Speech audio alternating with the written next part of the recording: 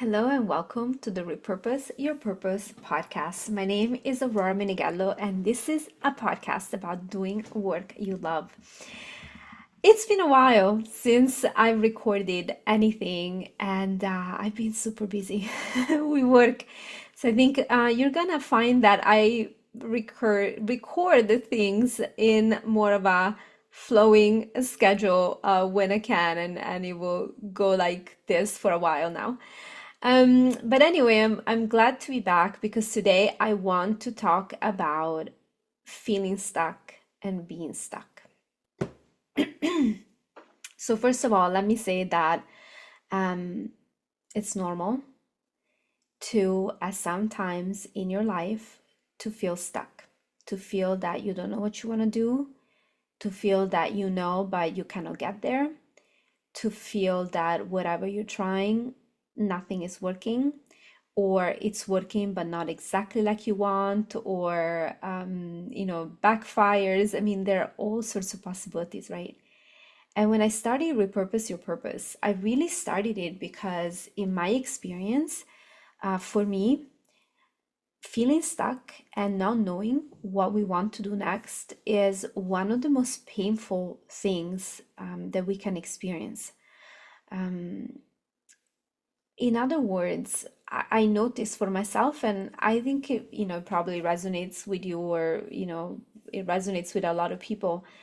If you know what you want, you're probably able to go get it or to figure out the next step, right? But when we don't know what we want, or when we feel like whatever we do is not working, so we have this stuckness feeling, um, there's a lot of pain that comes with it. And again, in my experience on both sides of the stuckness, as a person, so in my personal experience as a coach, it's also not something that can be necessarily quickly, quote unquote, fixed.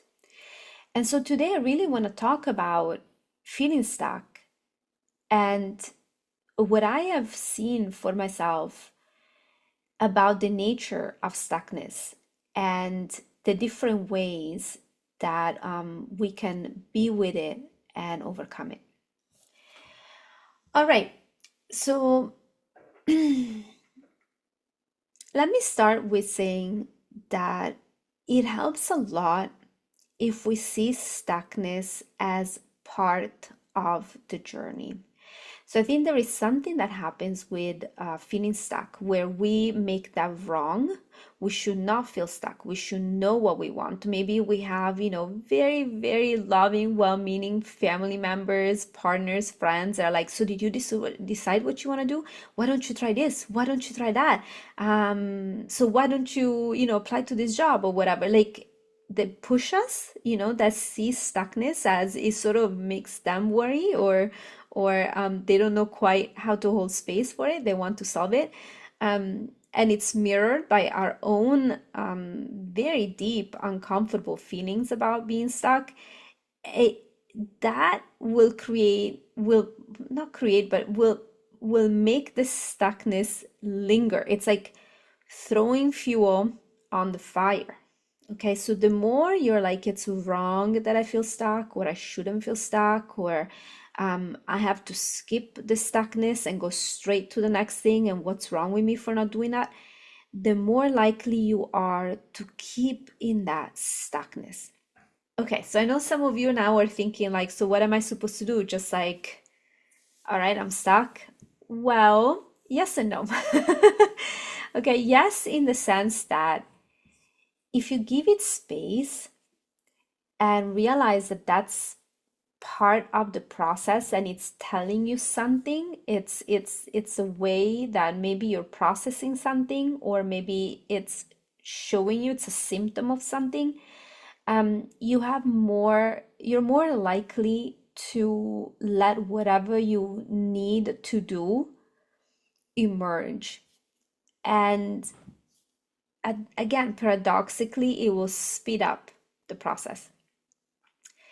The second thing is that, yes, absolutely, you can, work with a coach, journal, do all sorts of activities and things designed to give you clarity or move you to the next thing or be in action. I'm a big fan of getting action, right? But there's a big difference between doing this, thinking there's something wrong with you, and therefore keep going against yourself in a way, like as a way of pushing, pushing, pushing, and repressing or denying or judging yourself for the stuckness, versus understanding that the stuckness is an invitation. There's something here going on, and you can have awareness and curiosity and fully feel your feelings while being in action and journaling and working with somebody and seeking clarity. So I think it's a very, very important distinction. So what might cause this stuckness? Okay, one could be that it's like a liminal state. Um, just like if a woman is giving birth, before giving birth there's pregnancy, right? It's an in-between state. You can't rush it. That has to happen. Something there is growing, is forming until it's ready. So in the same way, your stuckness might be a time where to you feel stuck, but something inside is growing, is opening up, is starting to form. And you don't know this, but you can trust yourself. You can trust that you have your own way um, of coming to the next step. As you know, I'm a huge fan of Alan Watts, and I always like this one thing it says in some of his lectures, that it says, we think, for example, if we do something like running, right? We say, I run, right? But we say, my heart beats, but who's beating your heart, right? So really pointing to there are all sorts of mechanisms in ourselves that are unconscious, that we don't intentionally consciously do, and yet we're doing them, like breathing, like the heart beating, like the blood flowing, right? All of these things.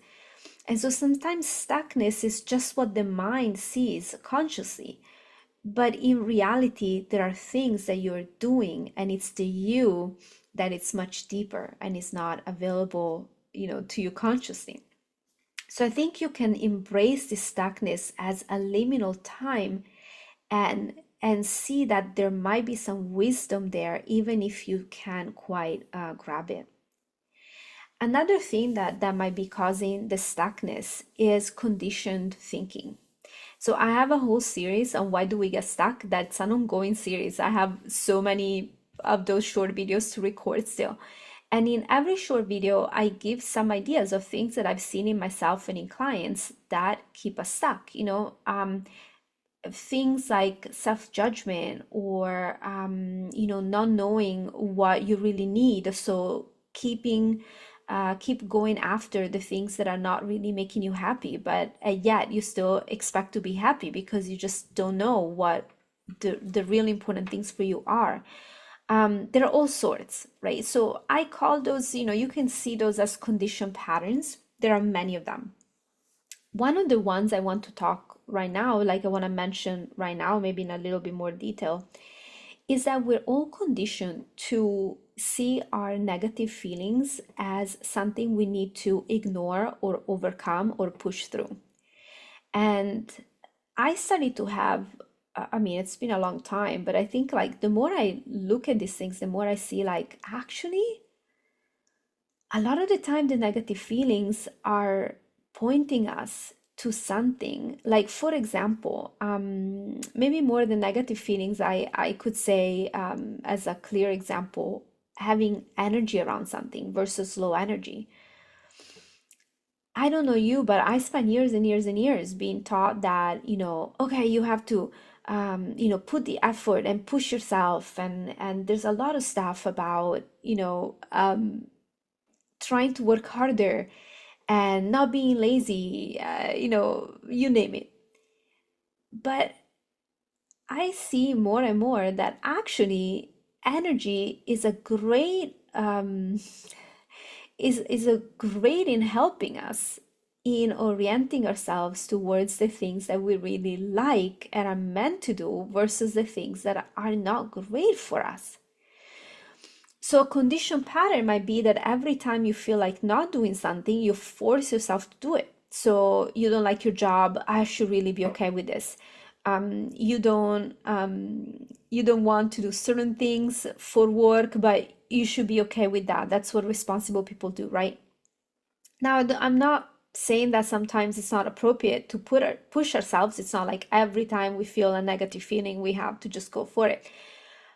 But it's a game changer once you realize that the stuckness might come because you are so conditioned to override your own body wisdom that you're not opening up space for what truly makes you happy and where you're truly designed and here to give to the world to be actualized.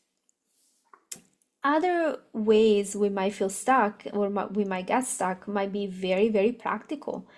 Like we might be in an economic rut, or we might be dealing with very dysfunctional systems.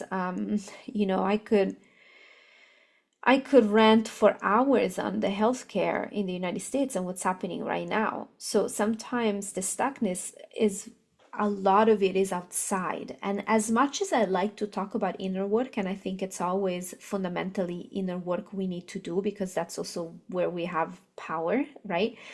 That does not mean that you might not have to get profoundly in action and start really looking at the systemic issues and then decide what you're gonna do with that. And so if you're stuck, if this resonates with you and you think like, yes, I'm stuck because I have all these, let's call them circumstances, right? Systems, personal things, outside things, lack of money, lack of support, like things outside of you that are really keeping you stuck. You're like, you have the ideas, you know what you want, but there's something, an obstacle out there.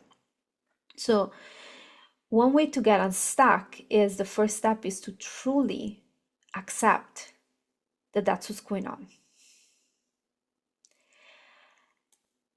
What does that mean, accept? It doesn't mean resigning yourself, but it means to really truly have your eyes open as to what is going on. So when you accept, you have your eyes open, you're not into the, well, I'll just meditate my way out of it, or you just try to push it aside and instead taking it all on yourself. But you really can sit with that and go through some grief. There might be grief, okay? There might be a lot of anger or grief around injustice. Acceptance is, has to go through that. Then you can do something. And usually it's one of, three things. One, you decide, you know what? I'm gonna completely change what I've decided because the obstacle is too big, and realistically, I'm not gonna get through it, and I can overcome it. I need to really think about something in a different direction that is in fact available to me. So that might be one option. Number two, once you see clearly what's stopping you and keeping you stuck, you usually start seeing if there is a solution. You can think out of the box. You can really start thinking, what is there for me to do to change it or fight it or solve it, right? Because again, now you're like clear eyes in front of it and you can find your power that way. Or if it's something that's more collective or systemic, sometimes when we finally accept that's what's going on, what we feel is a profound call to get involved, to change it. And then, there's a sense of purpose there where you're not in the game anymore to change your situation. You're in a much bigger game. And that can open up doors, energy, a lot might come up for you. So, other things that I've seen about being stuck, sometimes being stuck is getting caught up in dominant narratives like, this is the life you're supposed to have, this is the job you're supposed to have, this is the role in society you're supposed to have. And sometimes that's what keeps us stuck. And we think it's because we don't know what you want to do. But it's really, we haven't freed ourselves to truly be ourselves or to be no one at all for a while, right? So that's a powerful thing that many people, I think, encounter at some point, and you might encounter a couple of different times in your life, and it can be a very rich exploration. And so again, in that sense, the getting stuck is your deeper self helping you towards a profound rebirth. Other things that I've seen about getting stuck. Something else, is needing to control everything. I had this, if you listen to the first podcast episode, the first episode of this podcast, I talk about it. My life, it's not even my life, my inside, myself, I changed so profoundly once I saw how much I felt I had to control things and I could not trust life. I could not trust. And I embarked on this journey of freeing myself of this need to control everything. And I'm not perfect, I fall into it once in a while, but really opening up to trusting. And I can't describe it to you. I mean, I feel like I was very, very different 10 years ago.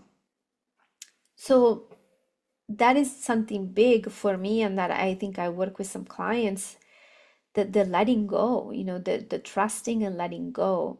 And life has a way to then bringing you to the flow. And that was the stuckness. That was right there. You were holding on like this. And the moment you open up, and I'm opening up my hand, if you're just listening to this, you can receive, you know. So these are the things that come to mind about feeling stuck. I I really want you to leave today's podcast with I don't know if you can leave it with a deep understanding, but at least a little spark in the direction of relaxing around your stuckness. There's nothing wrong with you. This is a moment. It might be a long moment. Sometimes we get stuck for a few days, a few months, a few years. But trust that there is a reason and something is unfolding, even if you cannot see it. And being stuck is part of the process, and it's part of change. So my name is Aurora Menegallo. This is the Repurpose Your Purpose podcast. And if you'd like to hear more, just head over repurposeyourpurpose.com. I will see you next time.